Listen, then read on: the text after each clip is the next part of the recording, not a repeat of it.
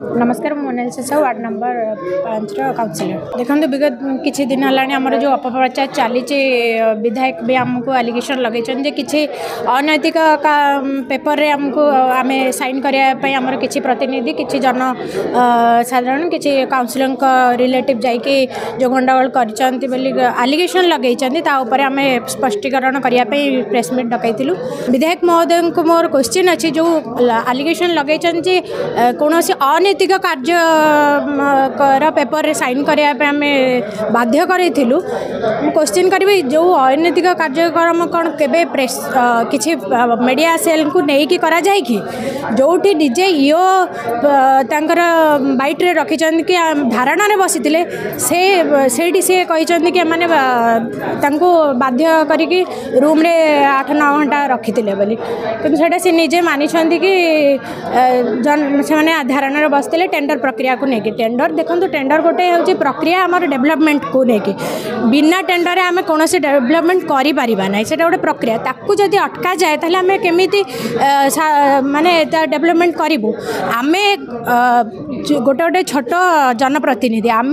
face करुचु ward रे जाकि problem लोक मैंने जो प्रॉब्लम कहते आम फेस करुचु वर्षे है आमर विधायक महोदय केबे वार्ड बुली कौन सी समस्यार समाधान केमिति हम से बुझी कि पचारि कि कौन सी जनसाधारण को से पर्टिकुलर फेस करना से केवल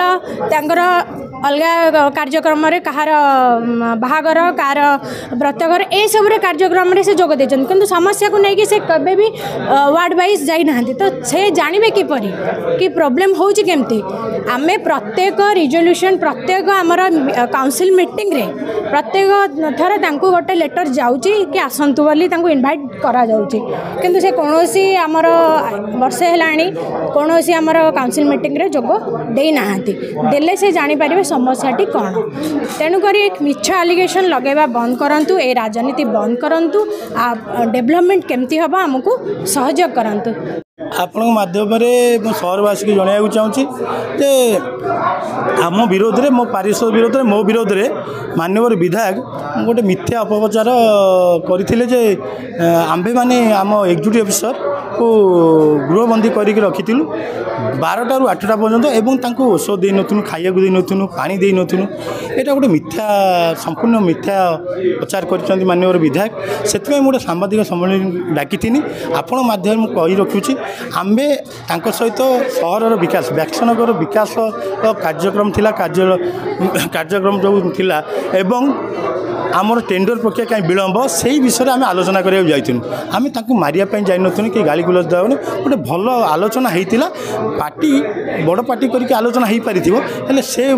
लक्ष्य रखा ही नाला जे एग्जीक्यूटिव अफिसर को मारिमु कि गाली गुलज देमु बीएमसी भाया ये सहर नुह ये व्यासन सहर भाईचारार सहर मु निश्चित भाव जिला प्रशासन को धन्यवाद देवी से दायित्व नहीं माननीय जिलापाल महोदय से पठे इनक्वारी पठे पीडी सार को एवं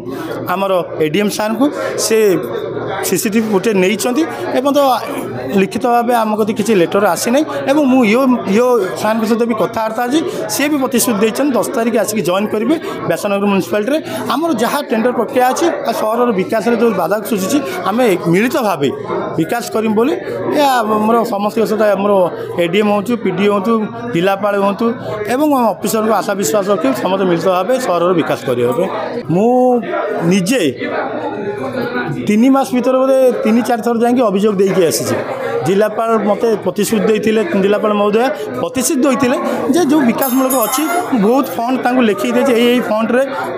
विगत दिन में पैसा रही जाए आम केमी टेंडर प्रक्रिया को आगू नहीं कि टेंडर पास करके विकासमूलक कार्य करवा आमर जो साधारण बैठक मासक हुए आम ऑफिशियल माध्यम माननीय विधायक को जिलापाल को आम लेटर करूँ हेल्ले सी आसीने आम भावुनु से मासिकिया बैठक में आम आम सहर जो विकास रही जाए विकासमूलक कार्य आम आलोचना करूँ बोली आम निश्चित भाव माननीय विधायक को डाकू जिलापाल डाकू एकाठी बसी सहर जो कण विकास रही जाए